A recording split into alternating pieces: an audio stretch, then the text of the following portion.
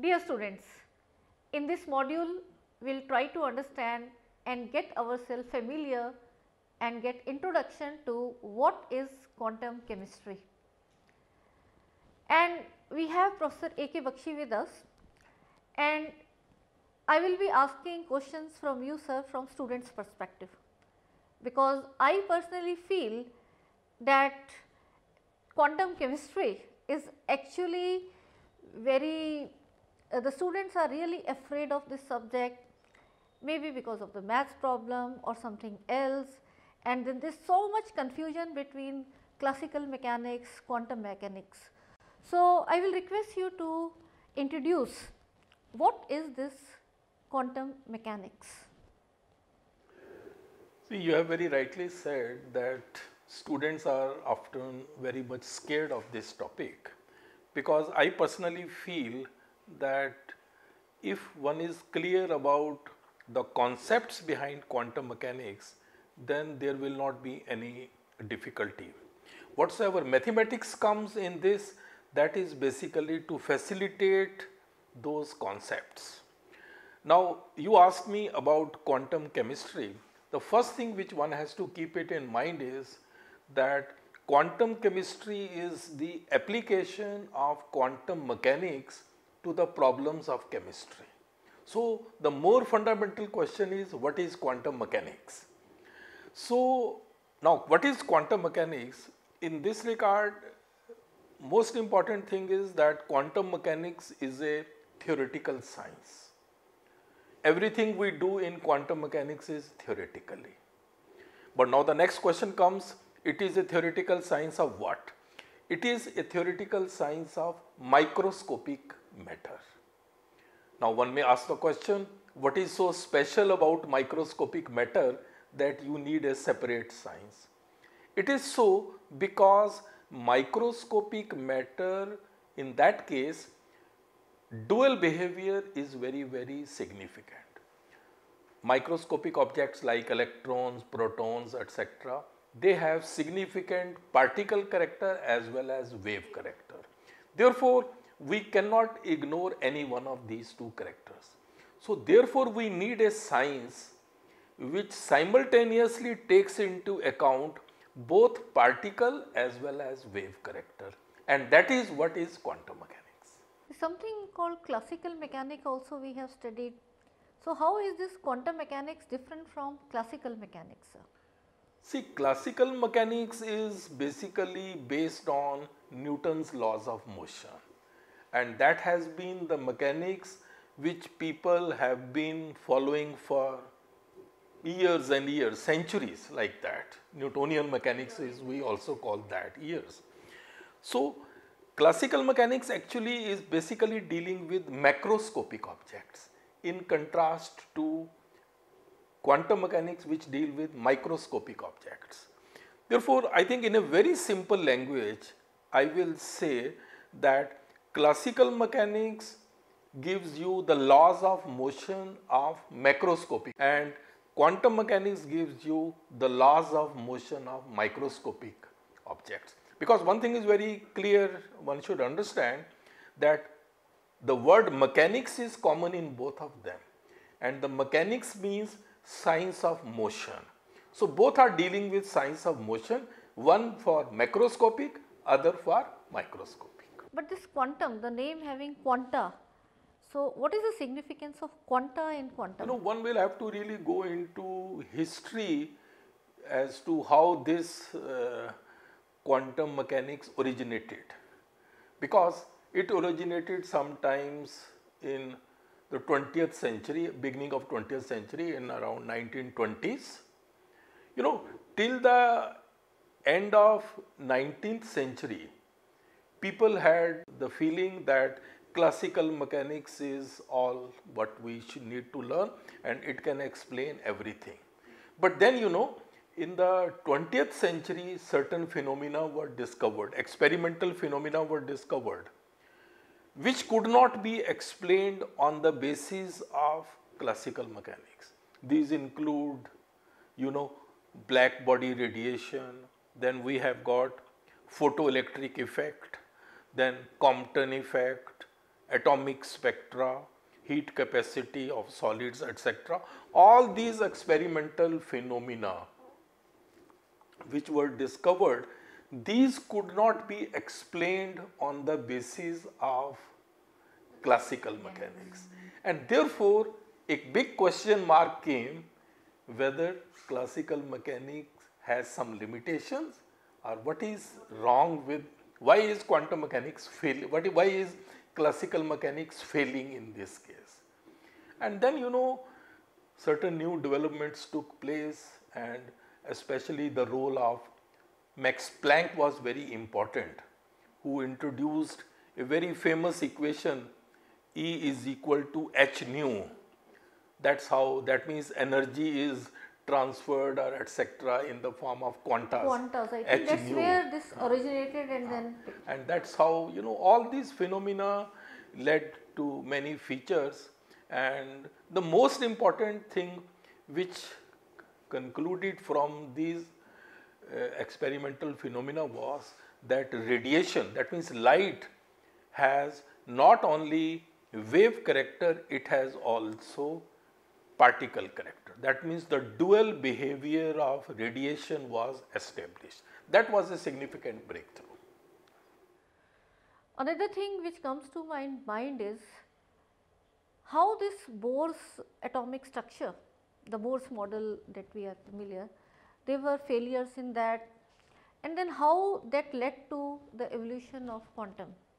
Yes, I think you have asked a very important question, that if we look at the history of atomic structure, we had Dalton's model, then we had Thomson's was there, Rutherford's is Bohr models. Bohr model came sometimes in 1912 or 13, like sometimes around that time. But neutron was not discovered at that time. Neutron was not discovered. Yes, it was because Bohr model was only for hydrogen atom. Hydrogen atom. He proposed it only for hydrogen atom, electron and nucleus, that's proton. So that's basically what it was. So when these developments were taking place of atomic structure, simultaneously quantum mechanics was also slowly originating. Because as I said earlier, if you remember, I said that dual behavior of radiation was established. So from this, there was a very famous scientist which all must have heard, de Broglie.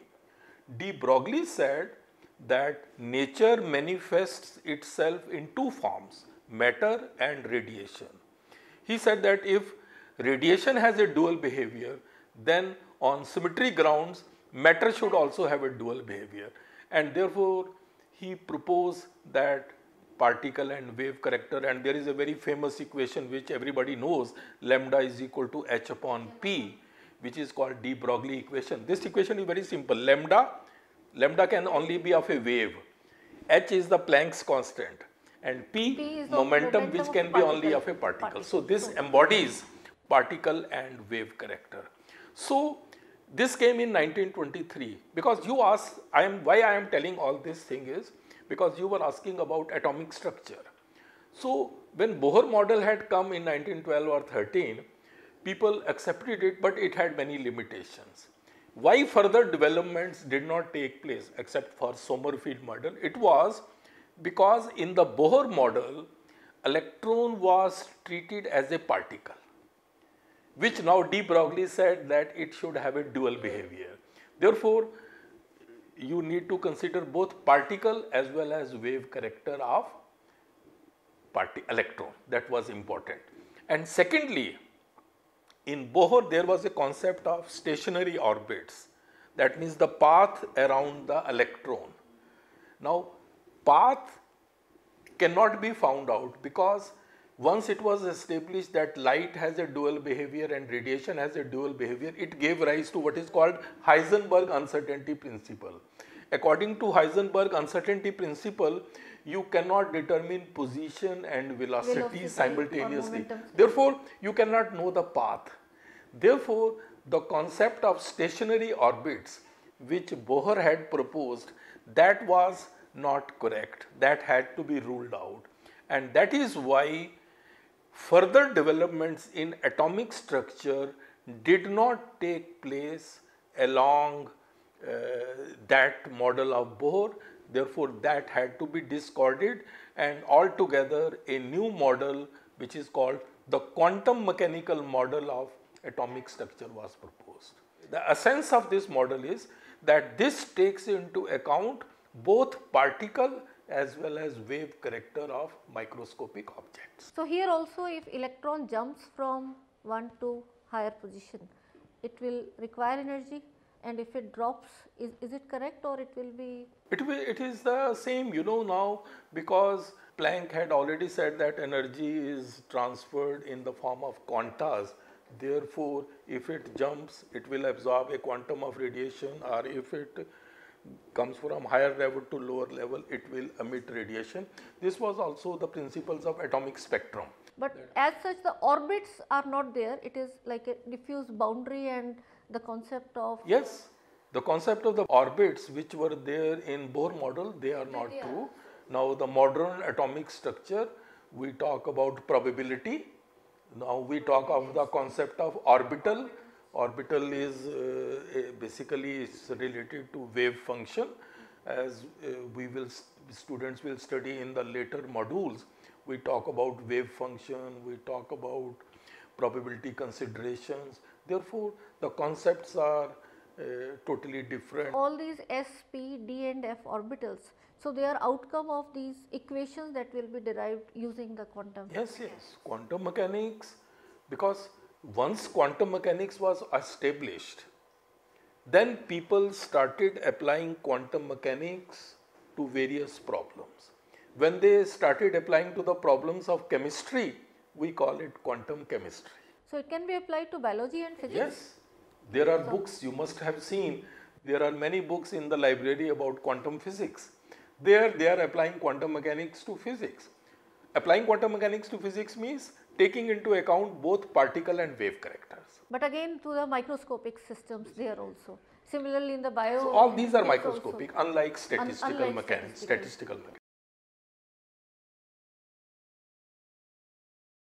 Okay, as I said that quantum mechanics originated from the failure of classical mechanics to explain certain experimental phenomena. The most prominent amongst these was black body radiation.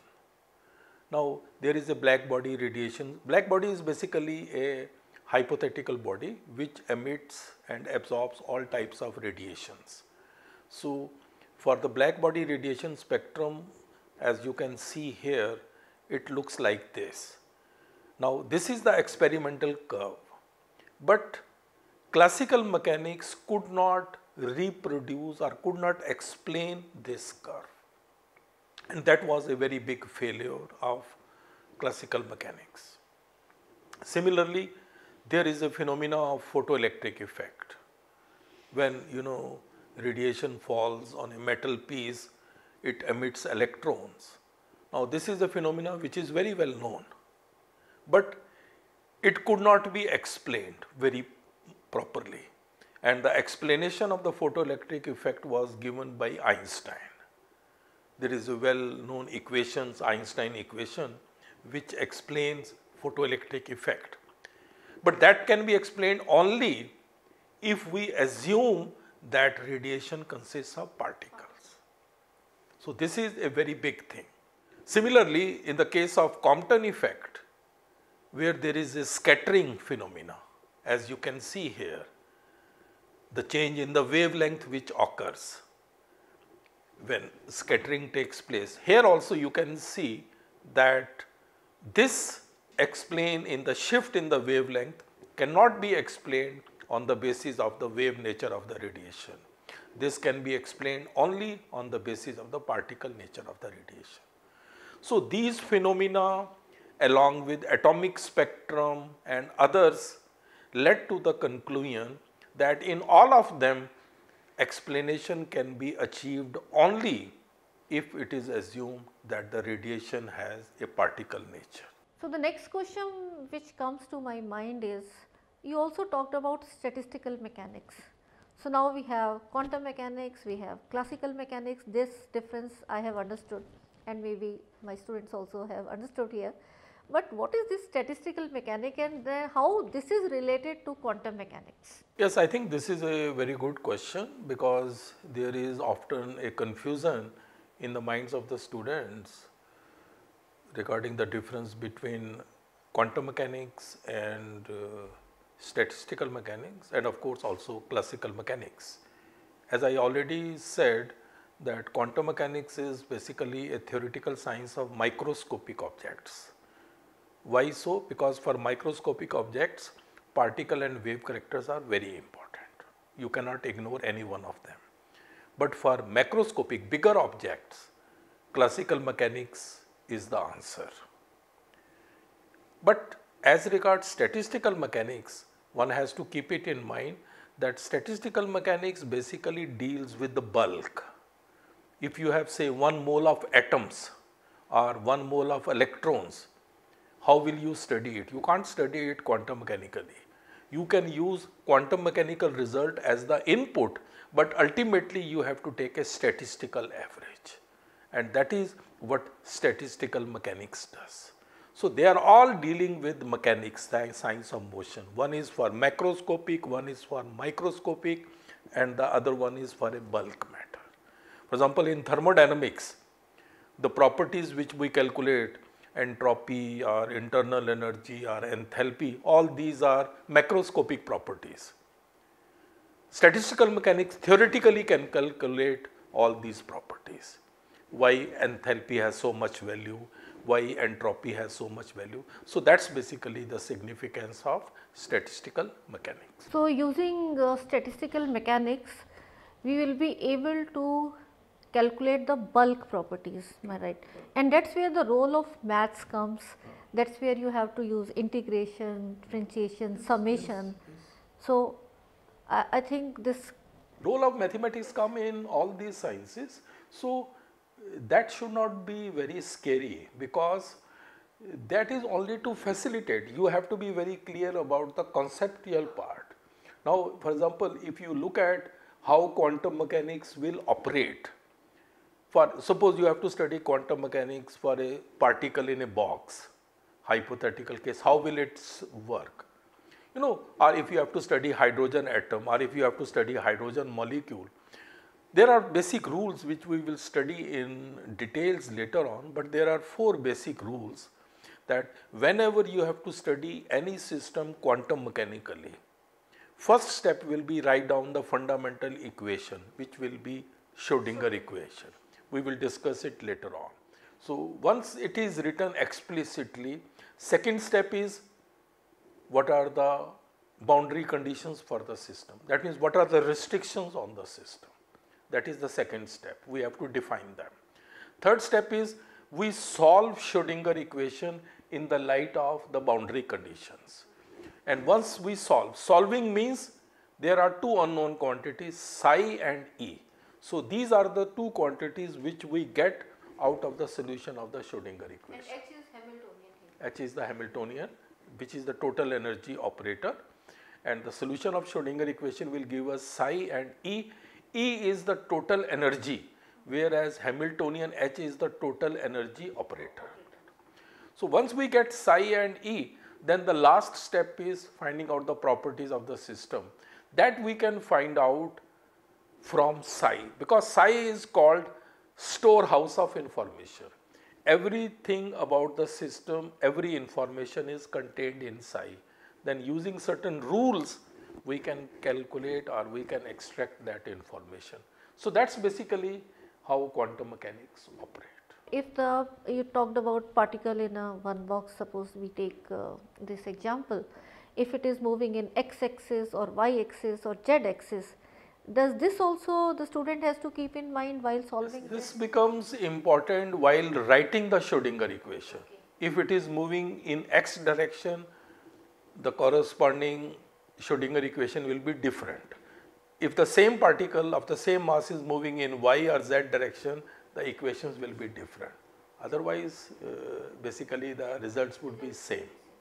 So, all these things have to be just these 4 steps you have told is what will be So I would personally feel that students should be advised to understand the concepts behind quantum mechanics rather than to be scared of the mathematics. And once you understand the concepts and the steps involved, I am sure you can play with quantum mechanics. There is nothing to fear about.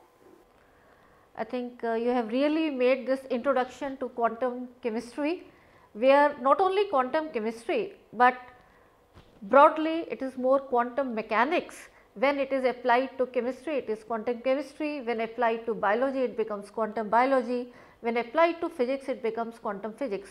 And we also understood the difference between classical mechanics and quantum mechanics, and then how the statistical mechanics is different from quantum mechanics.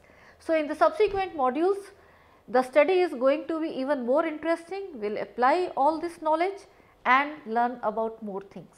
Thank you, sir.